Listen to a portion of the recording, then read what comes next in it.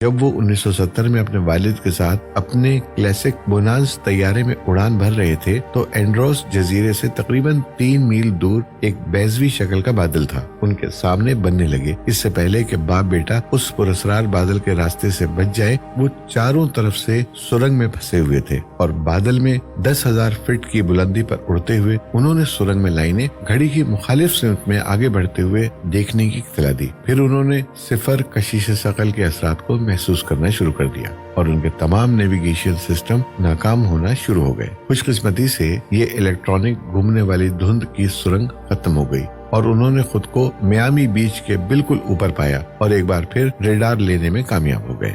دی joint squad, ایک بار بدنام زمانہ افسانوی مخلوق جو حقیقی ثابت ہوئی۔ دیو ہیکل اسکوائڈ برمودا مثلث میں پائے جانے والے بہت سے عجیب و غریب واقعات اور چیزوں کو چھوڑ کر کچھ لوگوں نے ایک دیو ہیکل آکٹوپس کو دیکھنے کی اطلاع دی ہے، یا اگر ایک سے زیادہ ہے تو مجھے حیرت ہے۔ ابھی تک ان مخلوقات جیسی کوئی چیز نہیں ہے، لیکن دیو ہیکل اسکوائڈ واقعی ایک حقیقی جانور ہے۔ The missing ships widest things found in Bermuda Triangle۔ Bermuda triangle میں 50 سے زائد بحری جہازوں کے لاپتہ ہونے کی اطلاع ہے، جن میں سے ایک سب سے زیادہ بدنام زمانہ USS سائکلپس ہے۔ بحریہ کا سب سے بڑا ایندھن والا جہاز 1918 میں لاپتہ ہو گیا تھا۔ جہاز میں عملے کے 309 اراکین کے ساتھ 10,800 ٹن مینگنیز ایسک برازیل سے بالٹیمور کے سفر کے دوران جہاز سے صرف ایک پیغام موصول ہوا اور پھر سمندر پر نکلتے وقت کسی بھی قسم کی پریشانی کی اطلاع نہیں دی۔ لیکن پھر خود برمودا ٹرائنگل تک جہاز کبھی بھی اپنی منزل پر نہیں پہنچا۔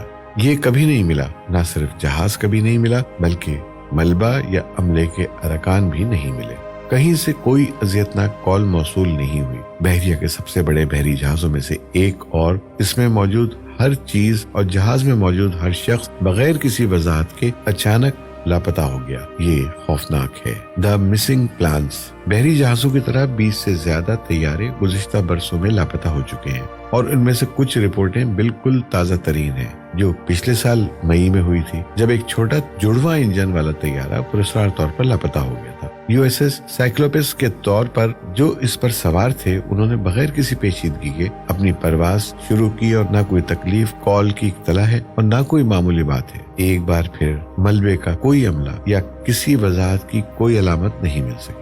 گھوسٹ شپ، برمودا میں پائی جانے والی ہماری آخری اور سب سے عجیب چیز 1881 میں واپس آنے والے جہاز ہے۔ بدنام زمانہ ایلن آسٹن جہاز نے برمودا مثلث کے ایک علاقے میں بھوت جہاز کا تجربہ کیا۔ اس سے پہلے کہ چیزیں خوفناک طور پر پہنچ رہی ہوں، ایلن آسٹن کے عملے نے جہاز کو مکمل طور پر اسٹاک کیا تھا، لیکن جہاز پر عملہ یا کہیں بھی نظر نہیں آیا۔ سامان کے ساتھ ایک مفت جہاز کا موقع دیکھ کر ایلن آسٹن کے عملے کے ایک حصے نے جہاز کو سنبھال لیا اور جہاز کو ساتھ لے کر واپس جانے کی تیاری کی۔ اس وقت ایک غیر متوقع طوفان کہیں سے آیا اور دونوں جہازوں کو پوری طرح لپیٹ میں لے لیا۔ اگلے دن طوفان ختم ہونے کے بعد دونوں بحری جہاز دہشت سے باہر نکل آئے، لیکن بھوت جہاز پر عملہ کہیں نظر نہیں آیا۔